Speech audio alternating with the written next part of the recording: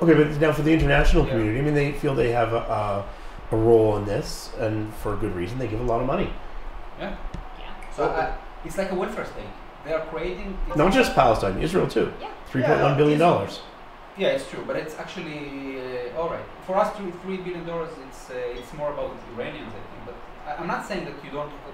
We are. You think they're giving the $3 billion because of the Iran? Oh no, we are getting the $3 billion because it's agreement with Israel and Reagan for us to get out our hyperinflation in the 80s. Israel was in a big so why do we need it now? Like the Germans today are doing to the Greeks. So this is what Israel did in the 80s, and this is how we started getting money from the Americans. We were funded so why do we need it now? Only in the 90s it's changed from just money to money only for military issues. Americans have their own reasons why they need or they want to give us money. We obviously like free money, so we never say no to that. Plus we have access to unique weapons, I guess. I really not into that. $3 billion, it's a lot of money. I'm not saying it's not, but for Israeli budget, it's nothing. To be honest, this is not how our budget is built from. Yeah. The Palestinians' economy is based on solely money. on funding from Europe and the US. Yes, so that's true. So to them, this is how they live, and so that's the difference from that perspective. But this money, this money makes the world think that they have the right, and maybe they do have the right. And you know what makes a state a state? It's one of the things. It's land, obviously. It's the government. It's also accepted by other countries. So Israel wants to. This is a really strong thing in Israel. We want the world to accept us.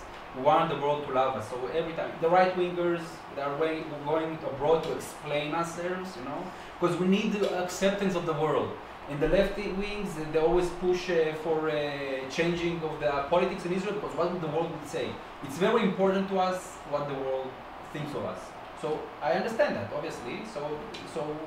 But I do think that today, anyway, maybe not in the past, but today for sure, the role of international politics is a bad role.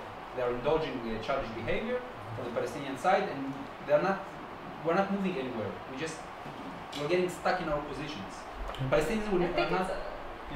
Overall weird approach that America has had, I don't know, in the last decade maybe, not necessarily just Obama, but he has been here around for like eight years. And it's as if America are like the peacekeepers of the world and the responsible adult, and they can tell everybody else what they view as the right thing. So when their position to so when an American so. president writes an op-ed for an English newspaper to tell them why they shouldn't Brexit, I don't consider that smart, foreign affair policy. That's just terrible. But then that's what we get as well. Israelis and Palestinians, we're considered unable to handle ourselves, and as if this whole place would collapse. However, I kind of disagree with Danny, because we were founded on American money. If it wasn't for Golda Meir walking around the states getting money to start this state, we wouldn't be here. Then yes, but now I kind of wonder if that's still